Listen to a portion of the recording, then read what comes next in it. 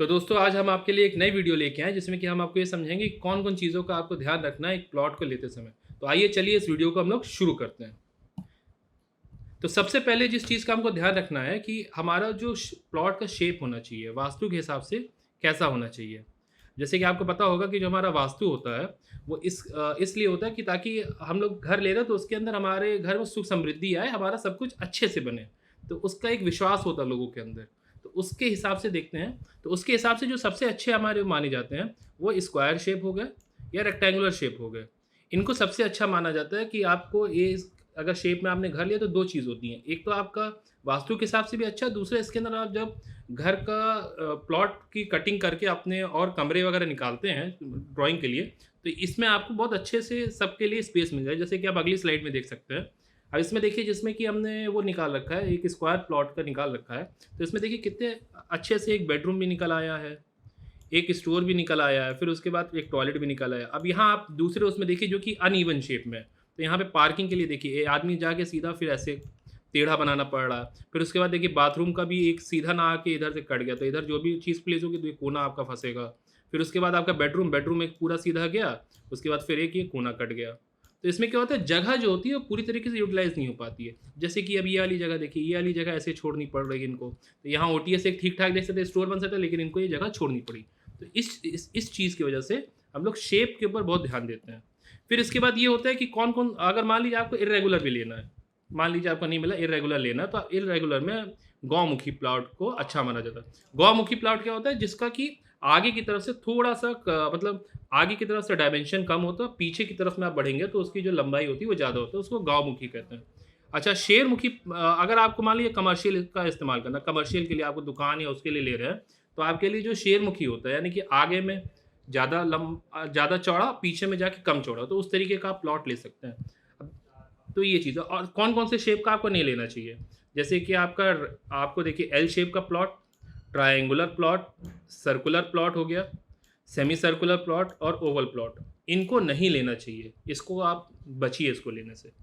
फिर जैसे कि मैं अभी आपको शेरमुखी और वो समझा रहा था, तो देखिए इन्होंने क्या किया है, ये जो मैं आपके सामने मैप रखा हूँ, इसमें इन्होंने शेरमुखी लिया और उसी के अंदर सेकंड फ्लोर पे, ये देखिए ग्राउंड फ्लोर पे ही देखिए, इनका देखिए कैसे बढ़िया से इन्होंने शॉप निकाला, यानी कि कमर्शियल यूज़ के लिए भी इन्होंने लिया है। तो उसके पीछे में घर बना लिया, बाकी कमर्शियल यूज़ के लिए इन्होंने अपना घर डिज़ाइन किया।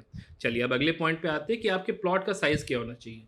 इसमें क्या होता है, प्लॉट के साइज़ में एक नियम लेके चलते हैं कि 1:2 का रेशियो, यानी कि हमारी जो लंबाई, जो आगे की चौड़ाई हो रही है और जो अपनी लंबाई पीछे की जो गहराई हो रही है, इन दोनों को अगर आप करेंगे तो इसका एक मतलब जो चौड़ाई है वो उसके दुगने से ज़्यादा नहीं होनी चाहिए आपकी ये लंबाई। देखिए जैसे कि अब आप देखिए, जैसे ये आपका ये 30 बाय 50 का प्लॉट बना है, ठीक है? तो इसके अंदर पार्किंग की भी जगह निकल आ रही है, एक वरांडा भी निकाल लिया इन्होंने, एक बेडरूम भी अच्छे से निकाल लिया, ठीक है? ये आपका 1500 स्क्वायर फीट हो गया। अब मैं वो जो दूसरा पॉइंट कह रहा था, अब देखिए ये हो गया आपका 20 बाय 70 का।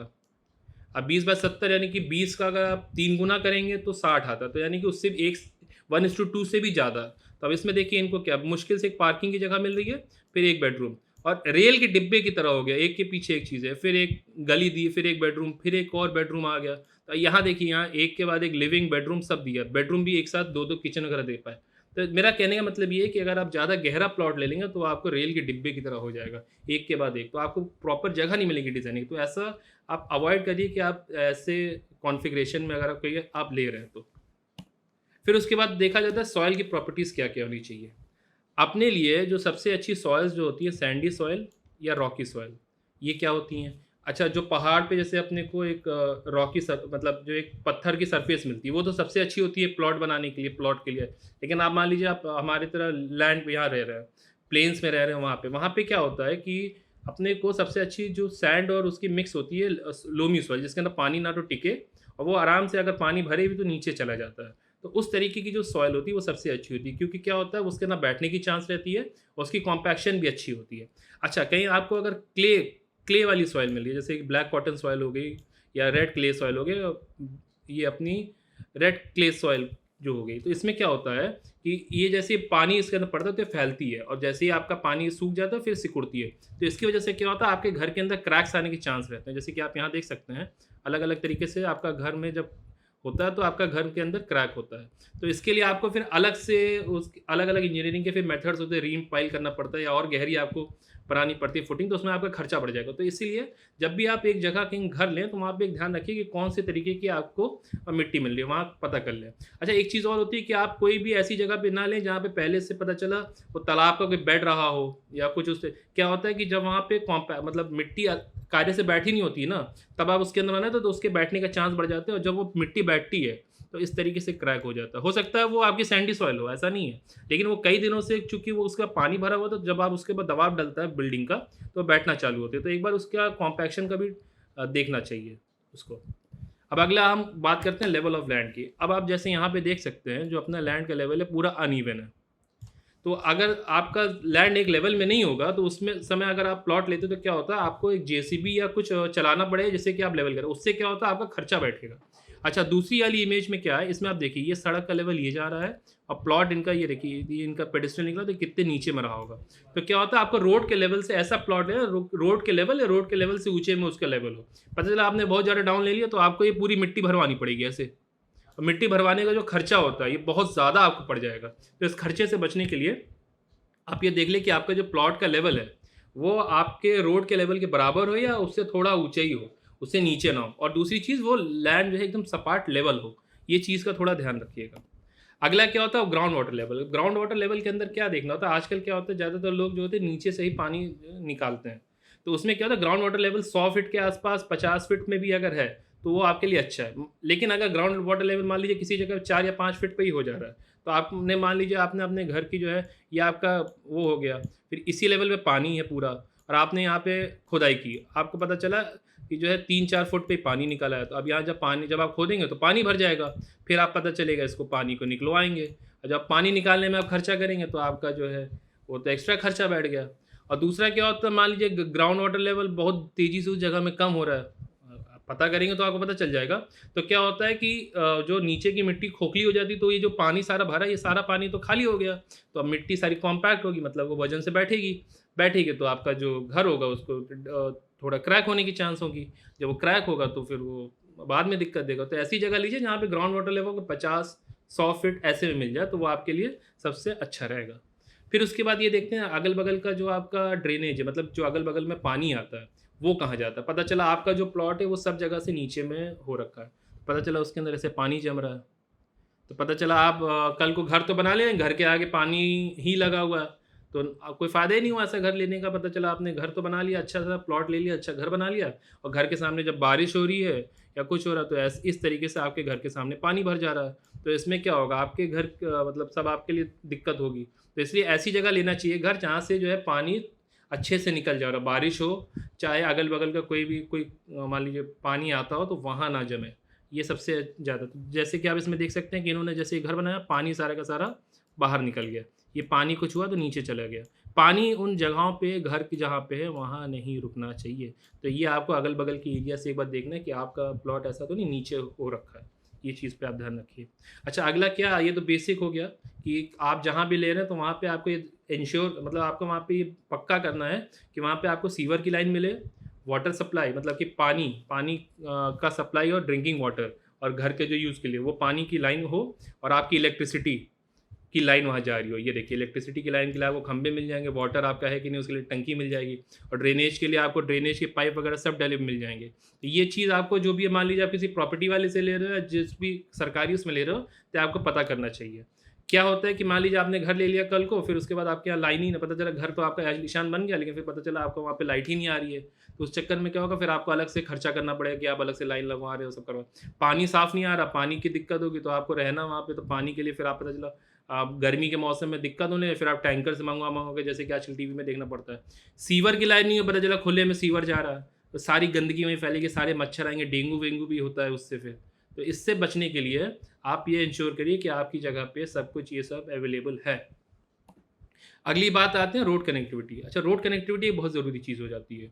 क्या होता है, आपने मान लीजिए प्लॉट ले, लोग क्या करते हैं सस्ता प्लॉट ले लेते हैं, फिर उसके बाद क्या होता है वो जगह पे रोड कनेक्टिविटी अच्छी नहीं दी रहती है, और वहाँ जो रोड बनती है वो पता चला कच्ची रोड के सामने ले ली है, सड़क भी नहीं चौड़ी है उनकी, और कल को गाड़ी वगैरह लेते हैं तो वो सड़क पे भी नहीं खड़ी कर सकते, घर के अंदर तो जगह ही नहीं उनके, फिर पता चला पूरी सड़क जाम हो रही है।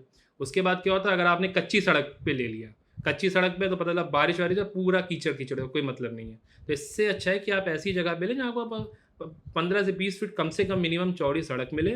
फिर वहाँ से आपको बाहर जाने के लिए जो उसकी मेन हाईवे या मेन जो रोड होती है उससे उसकी कनेक्शन अच्छी हो। पता चला अंदर में अब क्या होता है आजकल, लोग क्या करते हैं, काफ़ी बड़ा एरिया प्लॉट का ले लेते हैं, उसमें क्या ले लेते हैं, फिर उसके अंदर अलग अलग प्लॉट काट लेते हैं, सोसाइटी बना देते हैं।